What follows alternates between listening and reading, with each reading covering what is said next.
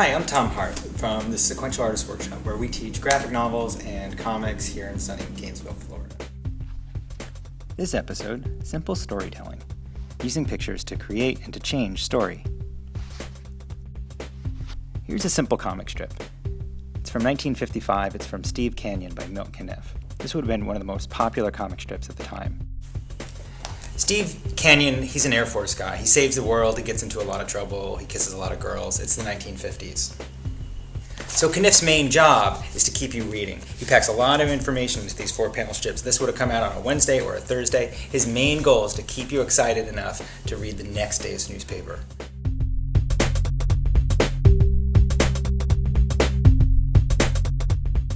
So here's the story. Here's what you need to know. There's 3 characters in this particular plot. Steve, he's the Air Force hunk. Miss Redwood, she's the love interest in this particular subplot.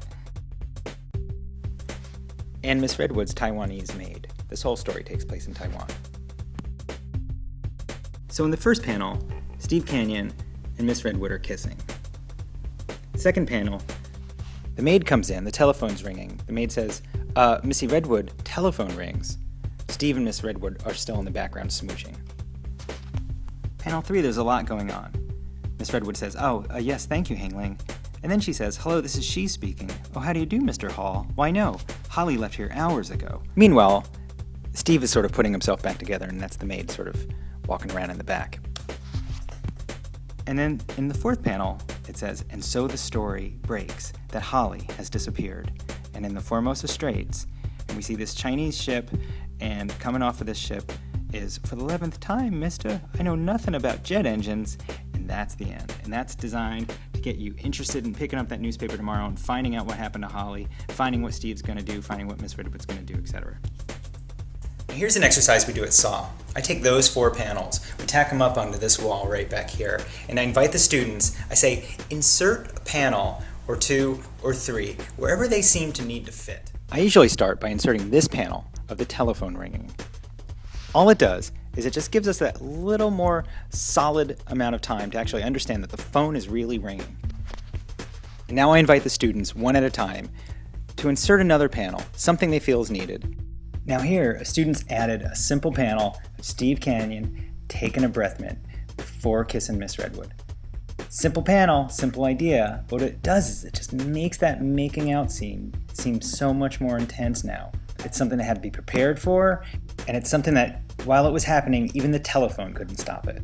So now somebody's added another panel, right before the first one. That's Steve, coming in through the window. Steve, what are you doing here? Miss Redwood, I have to tell you something. And so now, that second panel of him popping a breath mint's kind of funny. It's like he's answering his own question with a joke. Miss Redwood, I have to tell you something. And then he pops the breath mint.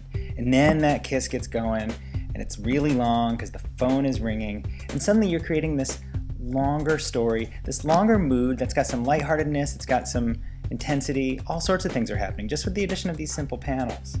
So here, let's look at a couple more. Here the students added another panel, a simple one. Miss Redwood reacting on the phone. What, you haven't seen her? And then another student comes in, and a couple panels before that, it's a panel of the maid listening intently. And so now we're seeing the character of the maid as somebody who's paying attention, who's possibly in on the plot, whether on one side or another.